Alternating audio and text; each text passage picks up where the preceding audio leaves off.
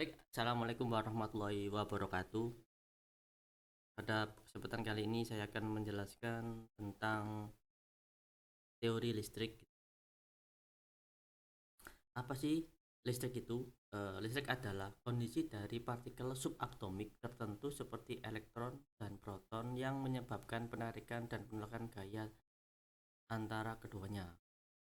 Jadi di listrik ada namanya elektron dan proton, dia mempunyai gaya penolakan dan penarikan. Makanya dia terkadang bisa nyetrum gitu ya, karena di sini ada pergerakan elektron dan proton. Atau secara teoretik, listrik merupakan salah satu bentuk energi yang tersimpan dalam bentuk magnet, muatan elektron, kimia, dan lain-lain. Untuk mengetahui suatu benda bersifat listrik, maka kita hanya bisa mengenalnya dengan gejala yang ditentukan dari benda tersebut gitu. Jadi kalau kita tahu misalnya kabel itu ada listrik, maka kita harus mm, apa ya, mengetahui atau mencobanya gitu ya, dengan cara ya colokan ke charger atau sebagainya, atau yang berani silakan dipegang. Kalau ada cengkring gitu ya, berarti dia ada listriknya. Jadi kalau listrik tidak bisa dilihat dengan kasat mata, tapi bisa dilihat dari eh, gejala yang ditemukan dari benda tersebut, seperti itu teori listrik sederhana. Kemudian asal muasal listrik tadi di dalam pengertian sudah dijelaskan bahwa listrik itu ada proton dan ada elektron gitu. Setiap benda terdiri dari bagian-bagian yang sangat kecil yang disebut molekul. Kemudian di molekul dipecah lagi menjadi bagian terkecil namanya atom. Nah, di dalam atom ini terdapat proton yang bermuatan positif dan elektron bermuatan negatif.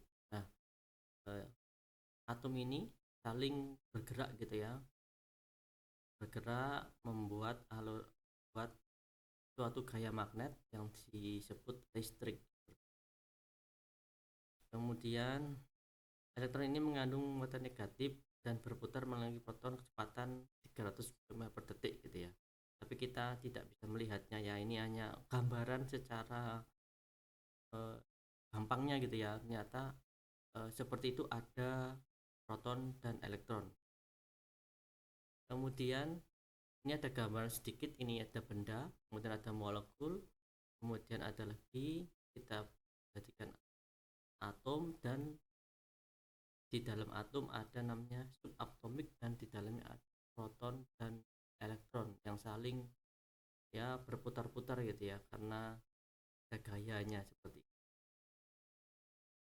Ini gambaran singkat dari setiap zat benda ya. Contoh kayu, kenapa kayu tidak bisa menghasilkan listrik ya, karena kayu tidak mempunyai elektron gitu.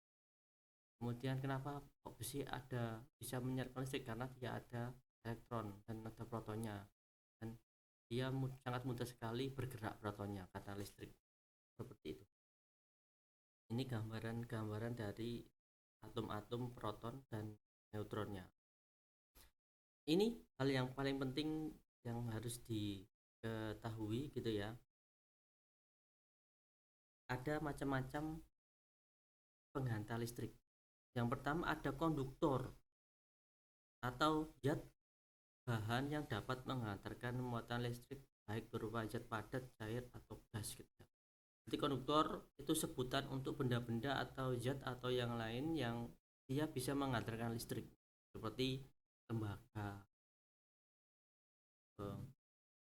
apalagi besi gitu ya, kemudian dan sebagainya yang dia bisa menghantarkan listrik gitu ya. Kemudian ada lagi isolator atau bahan yang tidak bisa menghantarkan eh, atau sulit melakukan perpindahan muatan listrik karena tidak ada elektronnya gitu, seperti ya kertas, plastik, kayu, dan sebagainya. Itu benda-benda yang tidak bisa menghasilkan listrik, seperti itu. Kemudian yang ketiga ini bahan semikonduktor, itu bahan setengah konduktor dan setengah isolator gitu ya. Dia kalau dikasih panas maka dia akan bisa menjadi konduktor, tapi kalau dia dingin dia tidak bisa menjadi konduktor. Kalau dingin dia akan menjadi isolator, kalau dipanaskan dia akan menjadi konduktor. Nah, ini adalah bahan-bahan yang digunakan untuk membuat komponen elektronika seperti IC dan dioda seperti itu, dan beberapa komponen yang lain. Oke, di sini hal-hal yang perlu diketahui untuk dasar listrik yaitu adalah macam-macam listrik. Di sini ada listrik AC dan ada listrik DC gitu. Sekarang kita ke AC dulu. Nanti setiap mahasiswa wajib harus mengetahui gitu ya. Ini ada simbol AC seperti huruf S tidur ya, sepertinya harus tahu bahwa ini ada simbol AC. AC adalah arus bolak-balik gitu ya. Adalah arus yang mempunyai nilai yang berubah terhadap satuan waktu dengan karakteristik akan selalu berulang ke periode waktu tertentu. Jadi negatif tidak ada negatif dan positif gitu ya. Ini bisa dicontohkan dengan teman-teman mahasiswa mencoba charger HP gitu ya. Charger HP kita colokkan ke stop kontak, kita bolak-balik itu sama aja gitu ya. Beda lagi sama dengan yang macam harus ini ya, apa, listrik DC. DC itu direct current yang mempunyai polaritas, ada positif ada negatif. Simbolnya garis lurus sama patah-patah. Jadi kalau teman mahasiswa melihat garis seperti ini, maka ini termasuk simbol DC. Dia ada negatif dan positifnya. Seperti contoh ya, untuk DC ini baterai gitu ya, kemudian aki, kemudian panel surya. Kalau untuk AC ini misalnya itu genset seperti itu, kemudian generator listrik yang lain gitu. Kemudian kayak yang di sepeda motor itu apa namanya, lupa, itu motor yang menghasilkan listrik itu biasanya arusnya bolak-balik, kemudian dikasih kiprox maka dia akan menjadi arus DC. Oke, kemudian setelah simbol ya, ini nanti wajib diketahui setelah macam-macam listrik di sini, yaitu ada beberapa satuan dalam listrik. Nah, ini harusnya wajib diketahui: tegangan, arus, dan daya. Tegangan itu satuannya volt. Kalau saya bicara tegangan berarti di gambarannya harus menyantol volt gitu ya. Oh ya, Pak Jono bicara tegangan berarti nanti ujung-ujungnya volt gitu ya, ukurannya volt, simbolnya V gitu ya. Kemudian arus atau ampere, simbolnya I. Kalau saya bicara arus berarti ampere. Kalau ada yang ngomong ampere berarti arus, berarti arus. Berarti kemudian daya itu watt. Mungkin pernah dengar lampu berapa watt, charger berapa watt, lah itu dayanya gitu ya. Simbolnya P. Untuk rumus daya itu ada P sama dengan V kali I, atau volt sama dengan I dibagi P, dan dibolak-balik seperti itu. Jadi kalau saya bicara tegangan berarti mengarah ke volt, kalau bicara arus mengarah ke ampere ya. Ingat-ingat karena ini penting, jangan sampai salah gitu ya. Kalau kita salah memberi tegangan maka bisa kebakar, atau kita punya apa namanya baterai yang kapasitas 5 volt kita kasih 12 volt maka akan cepat panas dan akan kebakar gitu ya.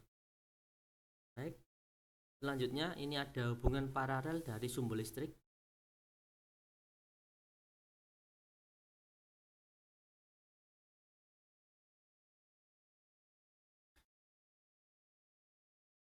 Baik, selanjutnya ini adalah hubungan paralel sumber listrik. Ini ada gambaran, ada 4 buah baterai, tegangannya 1,5 volt dan arusnya kapasitasnya 1000 mAh gitu ya. Kemudian baterai ini disusun secara paralel, di positif digabung positif, negatif ketemu negatif gitu ya. Maka yang bertambah adalah kapasitasnya gitu ya. Di arus hournya akan bertambah menjadi 4000 mAh. Untuk tegangannya tetap sama 1,5 volt. Misalnya kita butuh contoh kayak power bank gitu ya. Jadi misalnya agar dia menyala lebih lama, maka kita paralel sumber listriknya itu gitu ya. Karena maka arusnya akan lebih besar. Kemudian selanjutnya hubungan sumber listrik secara seri. Nah, ini ada rangkaian seri baterai. Kalau seri baterai jadi positif ketemu negatif. Kalau yang tadi paralel positif ketemu positif ya. Kalau ini negatif ketemu positif seperti ini, kita jajar berbaris seperti ini.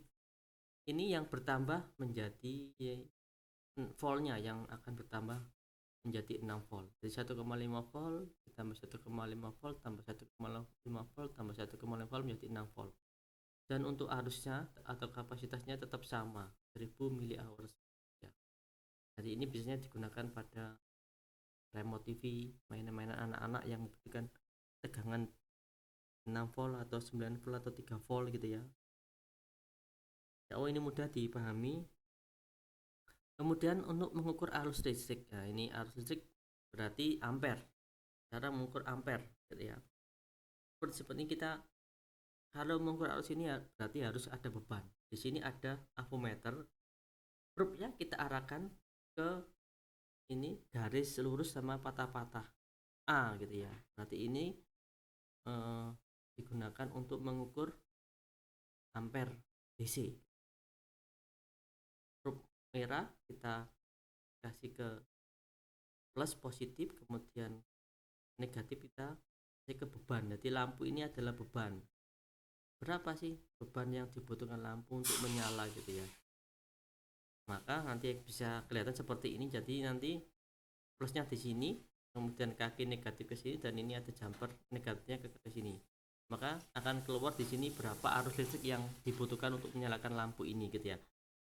Itu tidak bisa langsung dikonekkan ke negatif positif, tidak bisa, harus terputus seperti ini gitu ya. Nanti bisa dicek. Kemudian untuk membuat tegangan AC, kita pastikan ini maaf ya, ini salah simbolnya. Seharusnya simbolnya itu seperti ini, P ada S melengkar seperti ini ya. Ini salah, dikoreksi gitu ya. Ini mudah, langsung dicolokkan aja, probe-nya negatif positif bolak-balik tidak masalah. Nanti akan keluar tegangannya berapa. Ya di sini merah, di sini hitam, boleh aja, tidak masalah. Karena arusnya bolak-balik. Kemudian untuk mengukur tegangan DC ya, ini pastikan selektornya kita ke DC ya, garis lurus dan patah-patah seperti ini. Kalau untuk mengukur baterai gitu ya, nah ini akan keluar berapa tegangannya. Cukup sekian sedikit dari teori listrik. Jangan lupa macam-macam listrik, dan ada satuan dalam listrik, dan ada cara mengukur. Ini harus wajib diketahui karena nanti digunakan untuk proses selanjutnya ya, mata kuliah di mikro kan kita menggunakan beberapa komponen yang menggunakan tegangan listrik yang berbeda-beda. Ada yang 5 volt, ada yang 3,3, ada yang 9 volt ya, macam-macam. Jangan sampai kita salah memberi tegangan. Baik, cukup sekian dari saya akhiri. Assalamualaikum warahmatullahi wabarakatuh.